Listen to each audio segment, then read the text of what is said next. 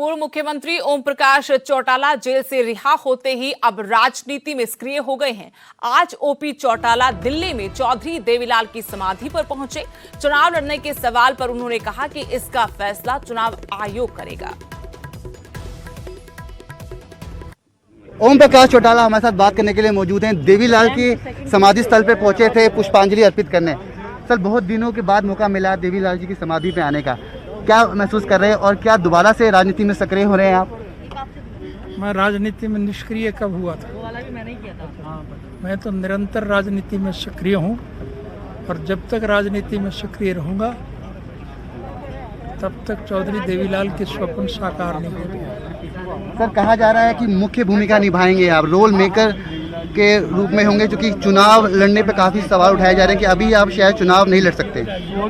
ये तो वक्त बताएगा, चुनाव आयोग फैसला करेगा कि मैं चुनाव लड़ सकूंगा या नहीं लड़ सकूंगा और मुझे चुनाव लड़ना है या नहीं लड़ना। सर, आपकी परिवार से निकली हुई पार्टी जेजेपी जो पोते आपके हैं, आपकी गोदी में खेले हैं, फिलहाल अभी गद्दी पर हैं, आपकी विचारधारा को लेके आए हैं। देश में किसान आंदोलन चल रहा है, आप क्या सोचते हैं? विचारधारा को कहीं ना कहीं अपमानित किया क्योंकि किसान लगातार हरियाणा सरकार को दोषी ठहरा रहे हैं, जिसमें जेजेपी भी गठबंधन है। कोई विरोध नहीं है।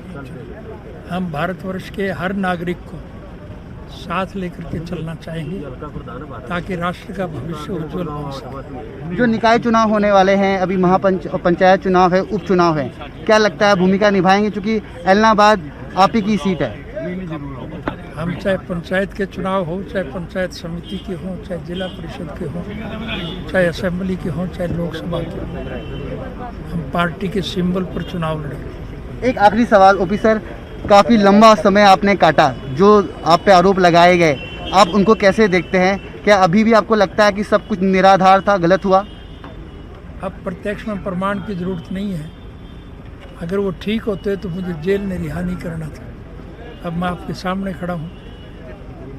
आज मुझ पर कोई इल्ज़ाम जो लगाए गए थे वो सब गलत साबित हुए, इसलिए मुझे रिहा कर दिया। सर, चुनाव लड़ेंगे? चौटाला साफ तौर पर न्यूज़ 18 के साथ खास बातचीत कर रहे थे कि मौका मिलेगा तो चुनाव भी लड़ेंगे और उनके आने के बाद जो जनाधार इन लोगों से दूर हो गया था वो कहीं ना कहीं वापस लौटेगा। तो बिल्कुल गौरतलब है कि ओम प्रकाश चौटाला के वापसी करने से हरियाणा की राजनीति गर्म हो गई है। कैमरा नागेंद्र के साथ मैं रवि मिश्रा, न्यूज़ 18 नई दिल्ली। अगली खबर धर्मशाला से, जहां 2022 चुनाव को लेकर कांग्रेस तैयारियों में लग गई है और यहां धर्मशाला पहुंचे हैं हिमाचल कांग्रेस प्रभारी राजीव शुक्ला। धर्मशाला के एक निजी होटल में बैठक चल रही है। बैठक में कांगड़ा के तमाम कांग्रेस के नेता मौजूद हैं। प्रभारी बनने के बाद पहली बार राजीव शुक्ला धर्मशाला पहुंचे हैं, बैठक ले रहे हैं जिसमें बड़े चेहरे कांग्रेस के शामिल हैं। आज 3 राउंड की बैठक होगी। राजीव शुक्ला इसकी अध्यक्षता कर रहे हैं। पार्टी की तरफ से एक बड़ी जिम्मेदारी 2022 के चुनाव से पहले राजीव शुक्ला को सौंपी गई है और जानकारी के साथ मेरे सहयोगी धर्मशाला से विचित्र शर्मा जुड़े हैं। विचित्र, 2022 की तैयारियां शुरू कर दी कांग्रेस की तरफ से, राजीव शुक्ला पहुंचे हैं, क्या जानकारी है? जी सुदेश, बिल्कुल आपने सही कहा है कि 2022 की जो तैयारियां हैं, विधानसभा चुनावों की जो तैयारियां हैं हिमाचल प्रदेश की, वो कहीं ना कहीं कांग्रेस जो है वो करने शुरू कर चुकी है।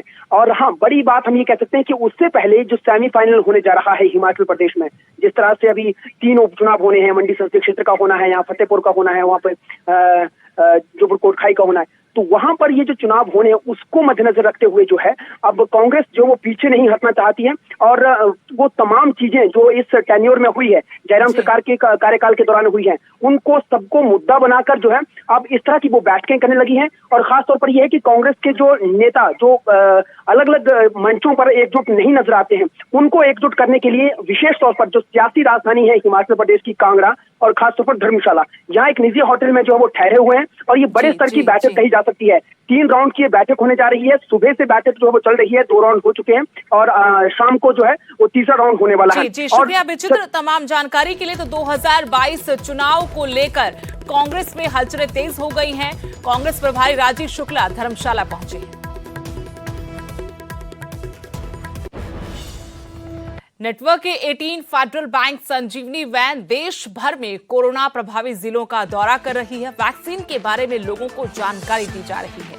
आप भी इस पहल का समर्थन कर सकते हैं। फिलहाल नजर डालते हैं कि आज संजीवनी वैन कहां-कहां पहुंची।